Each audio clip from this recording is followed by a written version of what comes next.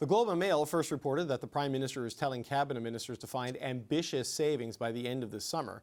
CBC News has now confirmed several details of what specifically is being asked of cabinet, including that they, for this budget, identified their top 3 departmental specific priorities for the upcoming budget and outline how they would pay for these priorities with existing resources. So the Liberals are gearing up for a budget this fall and what will be the first look into the state of Canada's finances since Mark Carney became Prime Minister and Trump's tariffs took effect. So Amanda, what do you make of this, that each department gets 3 priorities, but you've got to find a way to pay for it with money you already have, which sounds a lot like something the Conservatives ran on in this recent election, and anything beyond that has to hit the 7 priorities in his mandate letter, and that's it. The savings targets are 7.5%, 10% and 15% a year over the next 3 years. I mean, I welcome, again, the Liberal government implementing the Conservative policies that we campaigned on. I think it's the right move for the country. I mean, let's look back and remember that operating costs under the Liberal government before Mark Carney were going up by 9% on average a year.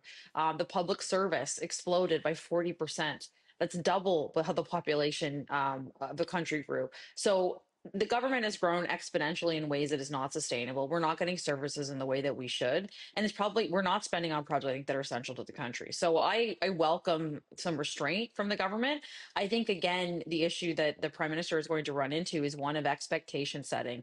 Is it's all fine and good to set these targets. And, you know, when I was first coming to government under Stephen Harper, we did a $2 billion spending restraint. And I can tell you that was a Herculean effort to find $2 billion in the government, let alone the cuts that are being proposed here. And this is going to be a public service going to fight this tooth and nail. So I wish them all the best. But I think, again, it's going to be very tough sledding to get to where they want to be to achieve these goals. Yeah, the way these often work, it's identify 7.5%. Doesn't mean implement 7.5%, right? You know, it's just, but do go through the exercise. So Vandana, you know, when you left the Monday Power Panel in the election to go work for Team Carney, did you know you were helping to implement the Polyev agenda? Because as Amanda points out, a lot of this is, there is some similarities there. I knew that we were going to be focused on restraint and that this is not surprising to me or to anyone else who worked with him or worked on the campaign. It was a key priority. It's a focus. It's a part of it is focusing government on key priorities. I mean, big problems for governments is that when you try and do too many things, you end up doing nothing. So keeping that focus, and I think everyone's focus right now is on the economy. There were people who were concerned with spending. So he's addressing that. And I think one of the key things, having done budget consultations, you know, some of those little extra projects, sometimes I would call finance and say, oh, could you get this one other project in? That's not going to happen. It's going to be really focused. And, you know, this is a former 10-year government. I'm sure there are programs that are sunsetting, maybe programs that need to be evolved. And the way I say it, I don't think it's a full restraint, but you know how any household does it, businesses do it, kind of restructure your daily finances. What works for you still? What doesn't work for you? What doesn't solve anything anymore? How can we be more effective with things? And I think people know things have changed. I wouldn't be surprised with it. I agree with Amanda that I'm sure some stakeholders will be disappointed. I'm sure some of the public service will fight with this, but I do think ultimately it's a good move for Prime Minister Carney to do. And I think ultimately it'll get us across the finish line even better. You know, Rob, it's interesting when I spoke to Mr. Champagne's office today, they made the point that this is not about, you know, cutting a bunch of jobs. It's about rebalancing things, retirement, and as people leave, and you could move people from Department A to say defense because that's going to be a big priority. But they also said they wanted to bust the current cycle or change the current cycle of budget building where departments just come in with a wish list and count on the finance department to find the cash. They're trying to put a culture of rigor throughout all the departments in this process. Yeah, there will be a necessary change in orthodoxy. I'm reminded of what happened with Jean Chrétien, who, when you ask Mark Carney who the leaders are that he respects, Jean Chrétien is one of them, Stephen Harper is another one because of discipline. And when he talked about Mr. Chrétien, it was fiscal discipline.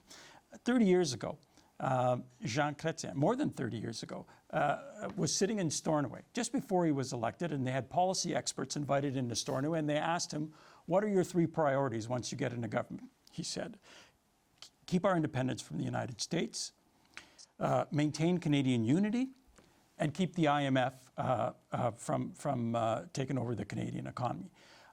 Now, We have a United States independence problem. Yeah.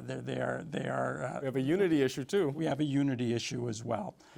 We also have Canadians who are doing the kinds of things that the government is about to do now. Canadians, if you look at real estate listings, Canadians are buying fewer homes. Yeah. They're borrowing less money. They're not going on vacation the way they used to. They're staying home. They're selling their vacation properties in the United States. Canadians seem to be prepared for sacrifice. How much sacrifice is yet to be tested? We're going to find out. Even Mr. Chrétien, who won plaudits, paid a price in 1997 in Atlantic Canada in particular, where he lost several seats for this. Yeah, the intensity clause in employment insurance at the time. Doug Young did not have the right message, I would say, for the voters of Atlantic Canada back then. But, you know, Amanda, the IMF is not knocking at the door, right, like it was with Mr. Chrétien. But the deficit number does, you know, you cannot do the NATO spending commitment. You cannot do the tax cut. You cannot do the infrastructure projects and spending that the Prime Minister is talking about without something happening at the other side. Otherwise, you're making a king-size bed with queen-size sheets, right? So it does send a signal to the civil service to get ready, because there's going to be some pretty serious upheaval in your ranks. Yeah, they're going to be significant upheaval, I think, one, because we need to cut costs. And again, you know, we haven't had a fiscal update of any sort from this government in quite a while. And I guess some of it is, yes, you need to get up to speed as a new PM, but we could have some sort of accounting of where we are as a country that could allow us to have an informed conversation about this we're not having. So I would look forward to that. And, you know, it'd be great in the summer, but perhaps in the fall they can put that together. The other kind of bullet train that's running at this government we haven't talked about is AI. Right? At the end of the day, a lot of the tasks that are being done in minutia and in really basic tasks, maybe places like CRA and other folks, those are going to be unnecessary. So we have to prepare ourselves, and the government needs to prepare itself for how it's going to revolutionize and actually retool and reskill. And that's going to be a shrinking of the public service, which hopefully will bring down some of this. Okay, Vandana, we got about 60 seconds left. It just, how do they prepare the public for what seems to be coming, in this fall budget? I mean, I guess stories like today are the start of it, but there needs to be a broader conversation, it seems.